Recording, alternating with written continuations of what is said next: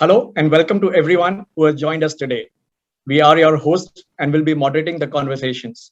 I'm Anuj Rathi and with me is Rupa Verma. We have a very special evening lined up for you today, filled with enlightening conversations and engaging activities to help build the conversations around mental health and take us all on our way to a better well-being. As my fellow co-chairperson for Mental Health Employee Resource Group, which we call Ability internally at HSBC, Rupa, what are your thoughts on this subject? Thank you, Anuj. For us at HSBC, it's been our endeavor to encourage conversations around mental wellness. We understand the importance and the impact it has on our lives, relationship, be it personal or professional. That is why we always emphasize on providing a healthy working environment by creating more awareness and advocacy around this. Let's invite our first guest for today. She is someone who's known for many things. A professional golf player, having represented India at many international platforms. She is the CEO of the Live, Love, Laugh Foundation, founded by her sister, none other than Deepika Padukone. She's also a member of the World Economic Forum's Global Future Council for Mental Health. Having experienced the ill effects of mental illness firsthand as a caregiver, she hopes to make a meaningful difference in the field of mental health. Please join me in extending a warm welcome to Anisha Padukone. Thank you for joining us today, Anisha. Thank you. Thank you for having me. I'm glad to be here. Our second guest for today is Advait Danke, who's an internationally renowned spiritual teacher and a sound therapist with Nadi Yoga and Ayurveda as his major subject. His cutting edge research on sound, frequencies, and vibrational technology derived from the ancient scriptures has enabled him to create a conducive environment to help evolve and transform one's body, mind, and consciousness with sound and music. We are so grateful that he's here today for a session and to share his wisdom with us. He will join us a little later in the webinar. Stay tuned to find out. You do not want to miss this.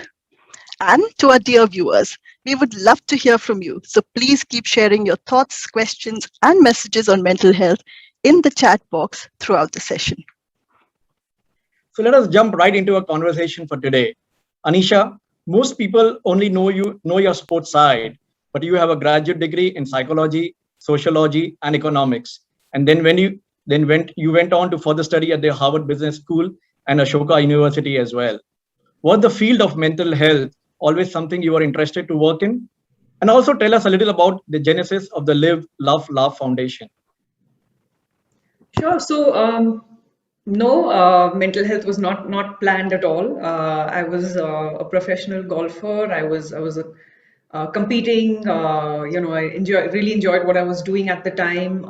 But I also felt like I wanted to give back to society in some way.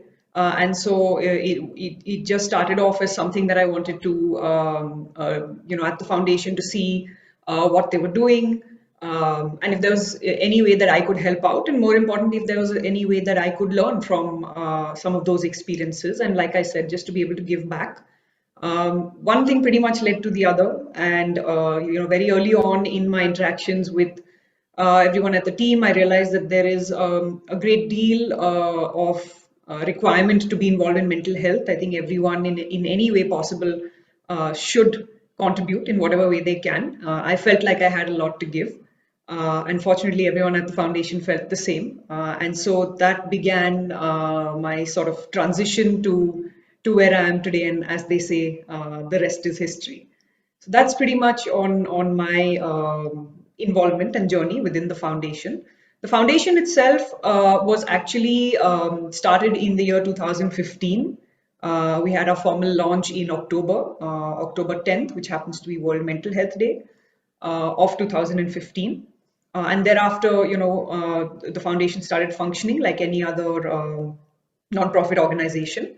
The reason it was actually started is because my sister Deepika went through an experience of mental illness, primarily anxiety and depression.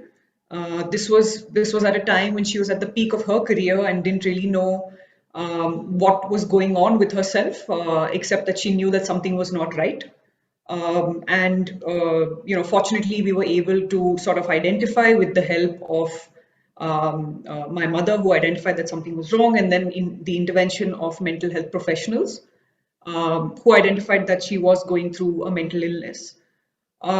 It took her, of course, a certain amount of time to heal, to recover, and that process of recovery, once that was over, she decided that she wanted to use her influence as an individual in society, again, to be able to give back.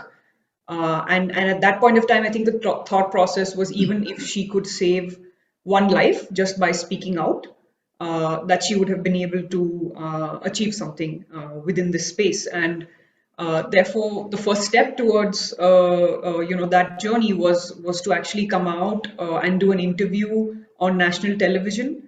At the time, that had never been done before. No known person, had spoken about any kind of an experience with mental illness. It was a taboo topic, sort of brushed under the carpet, and it really could have gone either way. But I think that was a sort of a risk that she was willing to take, because I think she understood the importance, and her own journey sort of taught her that is really what she had to do. And thereafter, I think, fortunately, everything went well. People, would come up to her at various events and different places. and sort of identify with her as this is something we've been going through, or I know a family member or friend who's been going through this, for a really long time, and for whatever reason we haven't been able to talk about it. So thank you for sharing that journey, and continue to do your work. So the immediate sort of next step thereafter was what next after the interview. And that's really where she sat down and said, let's channelize this sort of strong feeling that I have in terms of wanting to give back, and in terms of wanting to help others like herself who went through a journey. And that's really how the Live Love Laugh Foundation was formed. Thank you, Anisha. Thank you very much for sharing your story. It is really inspirational, and really that's a reality. When celebrities do open up, people whom you look up to open up, it does help others as well. Clearly, we've learned some new things about the Padukone sisters today. Thanks, Anisha. Thank you, Anisha. Anisha, also with all your experiences at the foundation, can you share why is it that mental health conversations are such a taboo in our society? Is there something that we can do differently in our daily life and be more sensitive and also encourage the right kind of conversations among our peers and family? It'll be great if you could share your personal experience as a caregiver. Sure. So I think in terms of the why, largely, it's a pretty obvious answer. There's a very high level of stigma associated with mental illness, the way it would be associated with a lot of other things that are stigmatized, topics that are stigmatized in India. Unfortunately, mental health is not viewed as an illness just like any other. It becomes difficult for the individual themselves. So there are different types of stigma existent in our society. One is of course the stigma that an individual faces. So, for example, if I have gone through mental illness, it takes me a certain amount of time to accept that I am going through something. It can be from family and friends around, the immediate people around, or even colleagues. It can be largely societal stigma. So maybe I'm open to accepting it. My family is open to accepting it. But what will people outside of that system or ecosystem think of me? So I think largely, for way too long, mental illness has been treated like a taboo topic. And I think it's important for us as individuals, as a collective as well, wherever we can, however we can, to accept that mental illness is an illness like no other, like any other illness. Secondly, that it can affect anybody of any age group, of any gender, any socio-economic background. Mental illness does not discriminate. And so, the statistics show that all of us at some point of time will either go through something or will know someone who has gone through something. And that is quite a scary, situation to be in. But the way that we can sort of tackle it is to be better prepared, to be better aware, and most importantly, to be able to create an atmosphere for ourselves, for our immediate, people around us, as well as within society and the circles that we're in, to be able to create an atmosphere where sharing your vulnerability, talking about experiences like this is normalized, and therefore seeking help is normalized. The way you would, for example, if I were playing a sport and I fell down and I fractured my hand, there is no stigma in that. So physical illnesses are not stigmatized, or at least most of them are not. And therefore, similarly, mental illness should not be stigmatized either. Thanks, Anisha. I also wanted to take this opportunity to talk about the lecture series 2021 edition by LLL Foundation that just began last week. And again, it is very relevant when it comes to encouraging conversations around mental health. Would you like to share something about it briefly? Sure, and just to answer that, I think taking off from the previous question, the lecture series was really a brainchild of the Live Love Laugh Foundation, a property that we wanted to start precisely to tackle the stigma, to be able to normalize conversations. We've had 2 editions so far. It's really a platform where some of the world's foremost thinkers, influencers and achievers come and share their narrative or their perspective on mental health. The first edition that we had in 2019 was delivered by Dr. Siddhartha Mukherjee. He's an oncologist and a Pulitzer Prize winning author. And his lecture talked about the correlation between cancer and where it was in probably in the 60s, especially in the US, and how much stigma there was attached to cancer and where it has come now, and drew parallels between that and mental health in India, where both of them sort of start off as stigmatized topics, but over a period of time, over maybe 1 or 2 generations, it becomes a little bit more normal.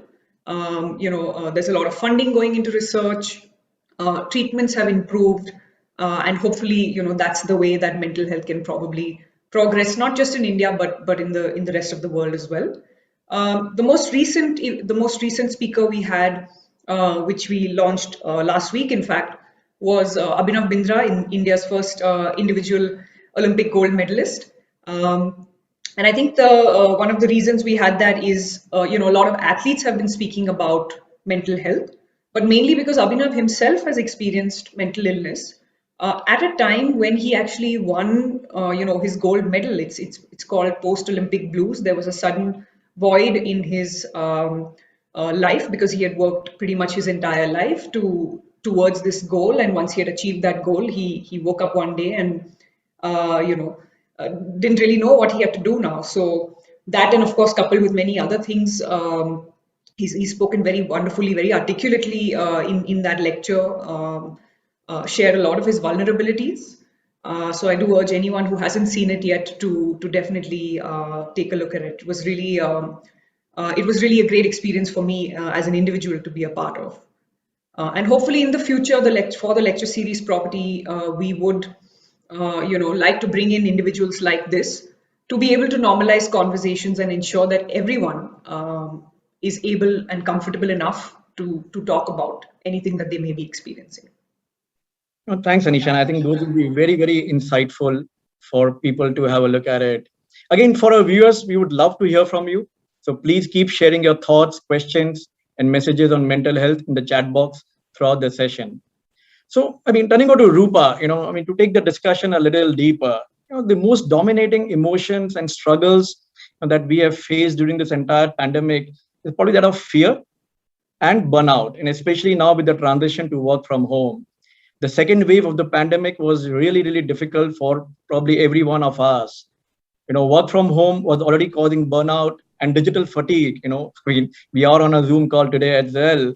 The added stress of physical health, safety, made it really hard to maintain the mental health and well-being. What's your take on the same? Anuj, you kind of summarized it, right? It's truly been a tough year. The long period of time, the multiple waves, and the fear, of more has really left all of us exhausted. So what we did well at HSBC was to recognize the challenges that everyone went through and to say thank you for their efforts and hard work. HSBC actually introduced an extra day off called Wellbeing Day all across the globe. So Anisha, just going back to you, and you mentioned about sports world beginning to talk about mental health, and we've seen quite a few sports people coming out, and they've been role models as well. I'm sure as a sports person yourself, this must have been liberating. What has this meant to you personally, and how revolutionary do you think this will help to reduce the stigma surrounding mental health? It's fantastic. I think it was long overdue. Like you said, I've been an athlete myself, and so I understand where the hesitation can come from. I think largely it's important to understand that athletes are viewed as, and when I say athletes, I mean elite athletes or prominent ones are viewed as sort of individuals who can't do any wrong. You expect so much out of them. And somewhere Abhinav talks about this as well. You have to convince yourself that you're superhuman to be able to, achieve greatness. So in that process, I think the culture that has been built around an athlete is that being vulnerable or failure or even going through any kind of an experience where mental illness is concerned is not really acceptable, and therefore it becomes that much more difficult for an athlete to share something that they may be going through, largely because of what I just mentioned. So I think, like I said, it's long overdue. I think it's very important that not just athletes but individuals from all spheres of life, business or artists, anyone from any background is encouraged or feels comfortable enough to share this. And I'm glad that the likes within sports, the likes of Ben Stokes, the cricketer, Simone Biles, the gymnast, Naomi Osaka, the tennis player. I think even Virat Kohli at some point has talked about experiencing anxiety. And so, like you said, having these kind of individuals talk about it um, is important. But it's, I think, one of the important things to also understand and recognize is that at the end of the day, they are also human beings. And like I said, this is something that affects anyone, irrespective of your status in society or how much you earn, or any of those kind of aspects. So I'm glad that it's finally happening, and I hope that it continues to happen further as well. Thank you, Anisha. And, truly well said. I do think people like Deepika or even Abhinav, I listened into the lecture series. I think they're really leading by example out here, right? And encouraging more people to really open up and have these conversations. If I may add, at HSBC, what we're trying to do is that, we're providing mental health education to everyone, because it's important that we spot the signs of poor mental health and have those open and supportive conversations, and be able to signpost people to appropriate professional help. So moving on, Anisha, therefore, in this uncertain and frightening times, it's hard to feel hopeful. It is true that hope helps build resilience and ability to get through trying times. What can you tell us about this from your personal experience? How much does hope hold significance in the life of someone who's suffering from mental illness? Honestly, I would think it's one of the most important things. And of course, this is what I've heard from individuals who have experienced mental illness, that there is a tendency to feel hopeless. There is a tendency to feel that you are the only one who's going through this. So a certain kind of loneliness, isolation. And I think some of these aspects really take a toll on the existing illness that you're going through. And therefore, I think the one of the main things that people can hold on to, also one of the main things that we at the foundation spread, is the message of hope, because I think that's not just for mental illness, but even otherwise, for anything that anyone may be going through. For example, the last 1.5 years have been extremely challenging for all of us with the pandemic, and we've all been going through our own sort of personal, professional struggles. But the only thing that has kept us going is hope that someday it will get better, and someday we will be back to pre-pandemic levels. And so it's sort of similar in mental illness as well, where you're going through something and you hope that eventually and soon enough that you'll be able to overcome it, or you'll be able to manage it or deal with it better. So hope is extremely important, and it's probably what keeps all of us going. So on that note, Anisha, what is the one thing that gives you hope? And this is you personally as Anisha Padukone during a period of personal struggles. Probably just having a good support system. I think having a good, solid support system is probably very underrated, and that can mean different things to different people. For me, that's solid support system in the form of family, in the form of friends, in the form of people that I can talk to in terms of anything I may be going through. It can be people I want to rely on. For some people that may be professionals. So I think for me, the support system that I really have or focus on and build on is, for me, hope, especially in times of a crisis. Nice. So if I have to share what hope is to me, I do think that hope is like a muscle that you can build with positive thoughts and constantly counting your blessings. For me, waking up in the morning, to see my loved ones, Even small little things like just seeing new leaves, new buds, new branches in my little garden. And since I stay in Mumbai, it's really little, but I think that brings joy, right? And I think school plays an important role because right from childhood, there have been some melodies which have stayed on, like the famous One Day at a Time. Yes. Maybe Anuj, over to you. What does hope mean for you? So, Rupa, I mean, what gives me hope, I would say, is the human spirit and the never say die attitude. I mean, the last 18 months have been very challenging, but it's been very heartening to see, people lending out a helping hand to others, notwithstanding their own issues. I mean, we all had our own personal issues as well. Making a genuine attempt to help others in need, and I've been absolutely overwhelmed with such stories. I mean, we all have reason to be hopeful, and sometimes help is just a call away.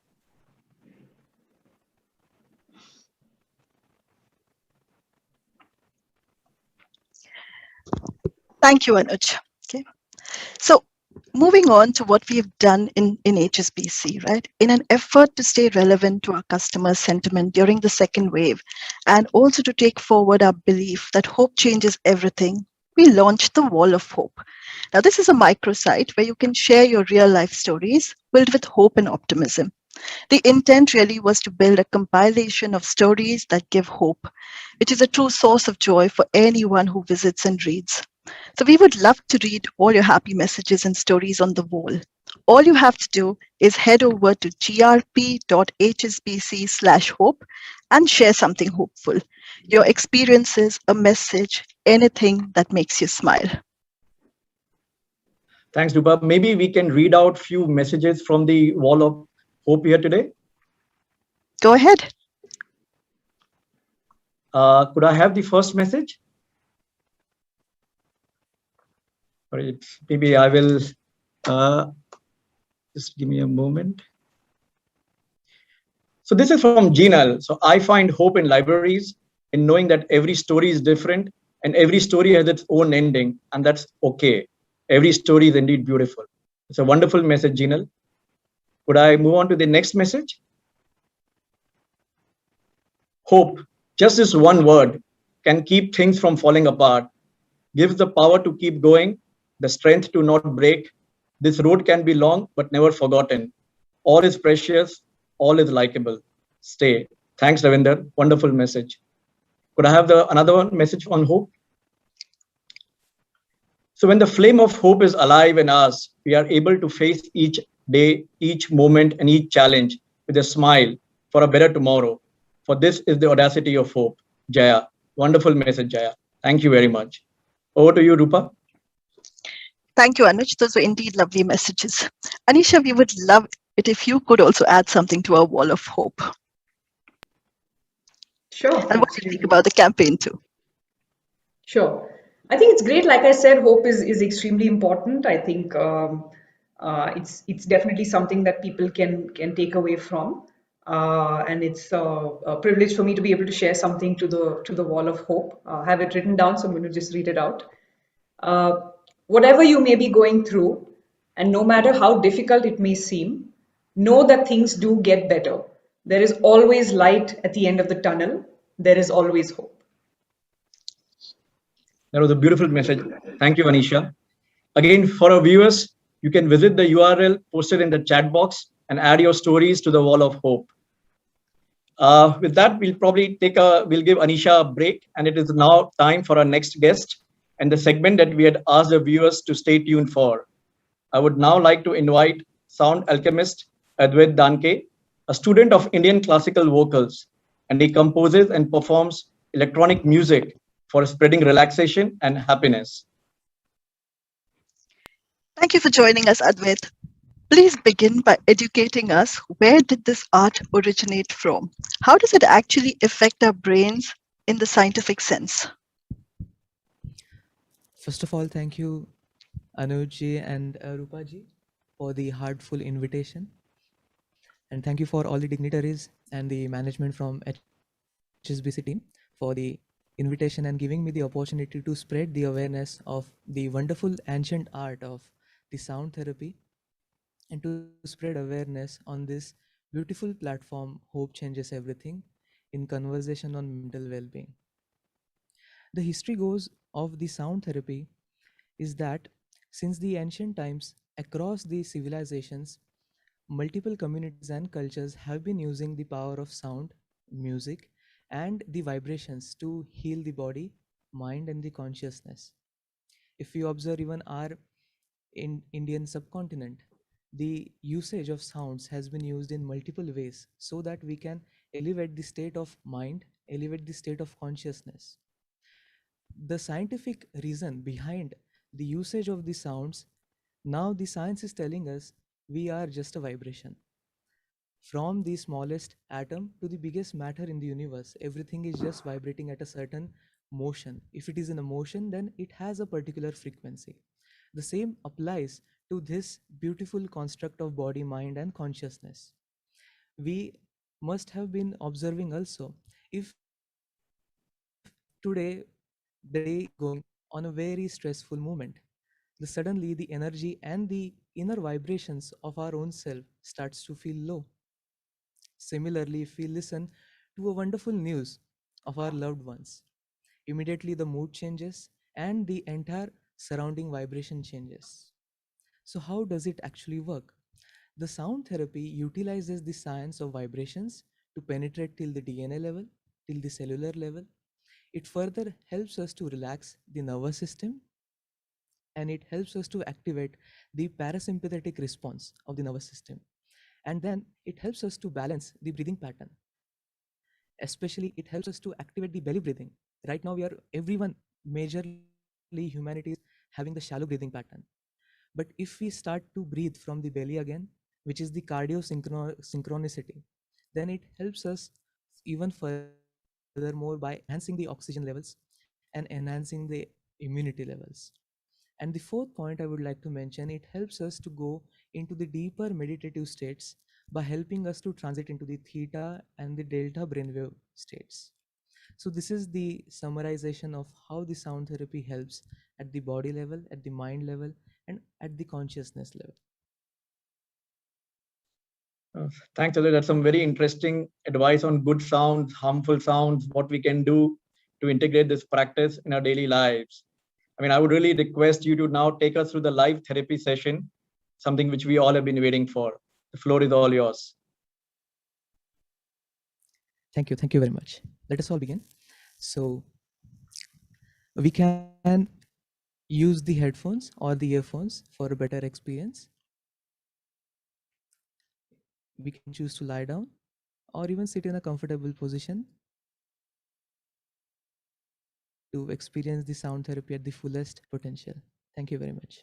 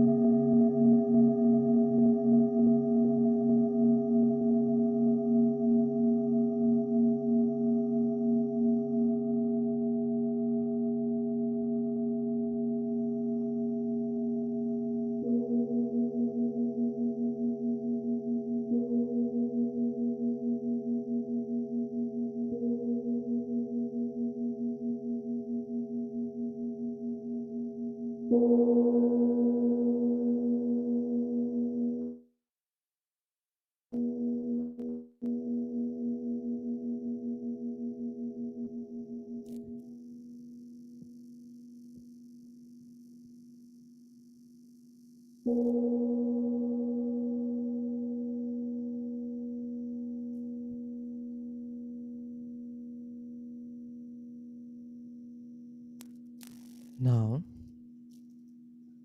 we can simply close your eyes, open your eyes, and come back to normal consciousness and allow yourself to simply stay put wherever you are and start sensing the vibrations which is arising from the body, the thoughts, the beliefs, even the emotions that we experience are they are nothing but the vibrations. The moment we start to experience the silence within and to enhance the vibratory awareness, the levels of anxiety, the levels of stress, and the overthinking, it starts to go away. The sounds from the vibrations allow the negative vibrations and the toxins to flush out. And this is how the sound therapy and the science of how it takes into a deep meditative state works.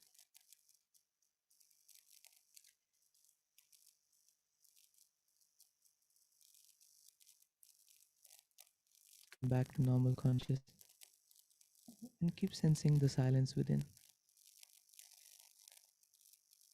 This vast emptiness,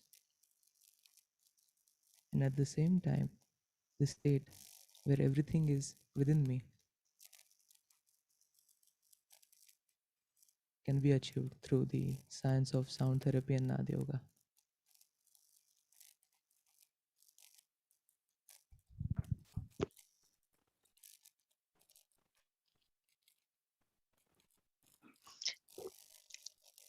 Thank you, Advait. I think that was absolutely magical. Thank you so much for conducting this for all of us. I'm sure the viewers, like all of us, are finding it so peaceful and at the same time feeling so energized. So to all our viewers, we would love to know, how was your experience of this wonderful therapy session? Please tell us in the chat box. Anisha, please tell us, how are you feeling? That was wonderful. Thank you, Advait. I think it was very soothing. And at the end of it, I understood what you were saying about the sounds and the vibrations making a positive impact. Thank you for that. I Thank you think very I much, can Anisha. speak for yeah. I think I can speak for everyone when I say this was an experience everyone should have. I mean, I must admit, I've been having a stressful day today, and this session was very, very calming and really kind of clears your mind out. And I guess with this, probably we can take some questions from the viewers. We already have a couple of them coming in through the chat box, and I'll take a moment to read them out. And maybe if Anisha, if I can have you respond to some of them. I mean, this is an interesting one, and maybe let me start on a lighter note. How did you come up with the name Live, Love, Life for your foundation? It's a great choice. This is from Rugmani. Good question, Rukmini. I think we get asked that question a lot.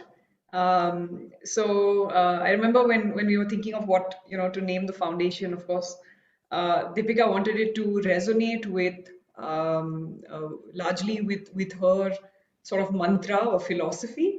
And live, love, laugh was one of those things that came up to mind because I think it's largely the way she wants to live her life, for one. But secondly, we also wanted it to be very light because the subject or topic of mental health and mental illness is very heavy, and can be draining at times, and therefore we wanted a name that really for our beneficiaries and for people who know about us, if they smile the first time they hear the name of the foundation, that's really what we wanted to achieve. So I'm glad Rukmini has identified that. No, no, absolutely. It's a very, very positive name for sure. Maybe the next question from Rajni. Often people do not even identify it's a mental health issue. How can that be tackled? Good question again. I think to be aware, awareness is probably the most important aspect of identification on a non-professional level, of course. But for example, in my case, I was someone who thought, I thought I knew quite a bit about mental health. Until it affected my sister, of course. And I felt like I knew what it was about. I had heard the terms. So I really considered myself well aware until it actually hit. To be honest, if it was not my mother who recognized it, I don't think I would have been able to. And that is somewhere, all of us must be aware. And there's no sort of level that you can reach where you have ample awareness, because the field is developing, every single day. And so it's such a vast field that it's very important for all of us, in whatever way and form, to start getting more aware. um, it's important to also look up credible information, because there's a lot of information out there. But credible information on mental health, reading audiobooks, whatever way of gathering information is useful to you is important. And the more you learn, the more you know. And then of course, it's not as easy as like a physical illness to identify, and that's why sometimes the intervention of a mental health professional is required. But at least if we can create, like I kept mentioning throughout this talk, is if we can create an atmosphere where an individual is comfortable enough to open and share that they are not feeling great, they're not feeling themselves, is when we can kind of work together with them and help them get the support that is required. So I would say it comes down entirely to awareness, and you can never have enough awareness. So that journey of getting aware has to start today, if better late than never. Thanks, Anisha. The next question is from Nivedita. What was the one eye-opening lesson or fact that you learned since being involved in the foundation after spending time with professionals and experts that change your perspective on something you may have been wrong about before? I think, like I mentioned, I thought I knew enough about the topic. I was clearly wrong and mistaken.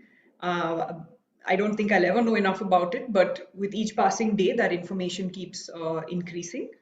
And also, I think the magnitude of the situation. Growing up, I knew that there was something like mental illness. Of course, when I was younger, knew that there was something like stress, anxiety, depression. Stress and anxiety, honestly, are things that we all experience on a daily basis.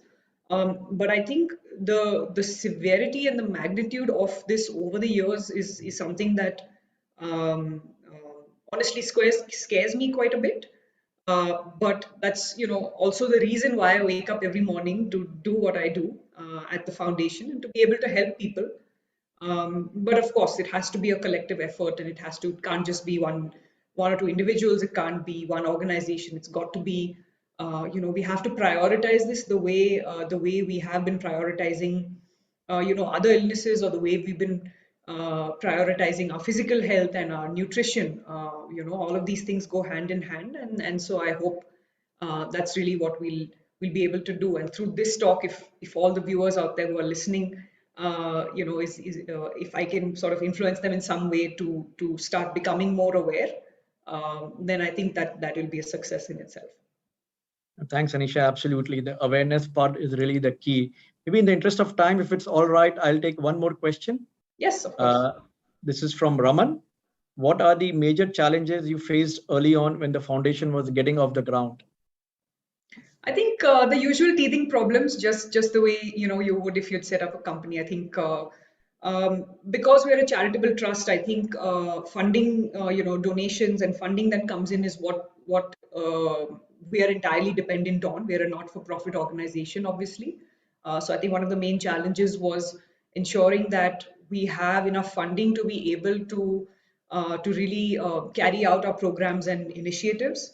That is a typical sort of challenge you'd face in the non-profit sector. and we are no different. So that is probably one sort of challenge we face.